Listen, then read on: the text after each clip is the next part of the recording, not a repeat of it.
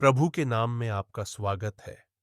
यदि मेरी प्रजा जो मेरे कहलाती है दीन होकर प्रार्थना करे, मेरे दर्शन के खोजी होकर अपने बुरे मार्गों से फिरे, तो मैं स्वर्ग से सुनकर उनके पाप क्षमा करूंगा और उनके देश को ज्यों का त्यों कर दूंगा।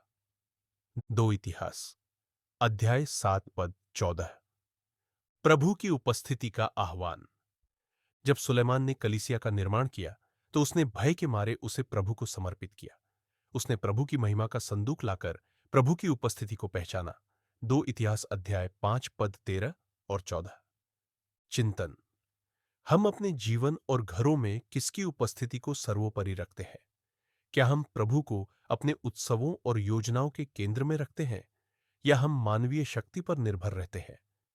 कमजोरी स्वीकार करना और अनुग्रह की खोज करना।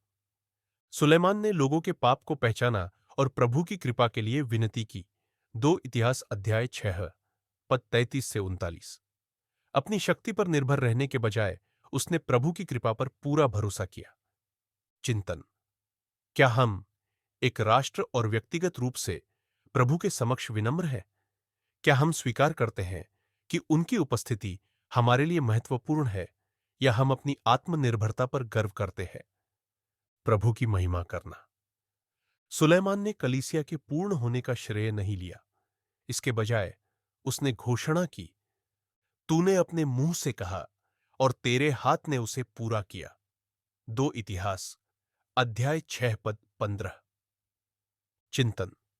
क्या हम अपनी तुरही बजाते हैं या दूसरों को प्रभु की विश्वास योग्यता की ओर संकेत करते हैं? हमारी कलीसियाओं में कौन से स्मारक उसकी महिमा के प्रमाण हैं, न कि मानवीय उपलब्धियों के? विचार के लिए मुझे त्याग करना होगा ताकि वह लाभ प्राप्त करे। यूहन्ना अध्याय 3 पद 30। प्रार्थना। स्वर्गीय पिता, हम आपके समक्ष विनम्र हृदय से आते हैं, यह स्वीकार करते हुए कि आपके बिना हम कुछ भी नहीं हैं। हमें सबसे पहले आपके दर्शन की खोज करना सिखाए।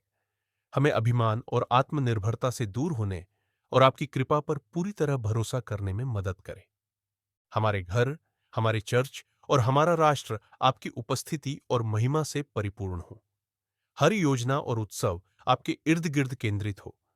हमें प्रतिदिन याद दिलाए कि हर अच्छी चीज आपके हाथ से आती है, हमारे हाथ से नहीं। हमें क्षमा करे जहां हमने आपके किए का श्रेय लिया है।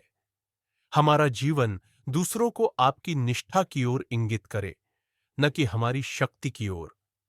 हे प्रभु, जैसे जैसे हम आपके सामने खटते जाते हैं, आप हमारे जीवन में बढ़ते जाए। अपने नाम के निमित्त हमारी भूमि को चंगा करे और हमें पुनर्स्थापित करे। यीशु के नाम में हम प्रार्थना करते हैं। आमीन।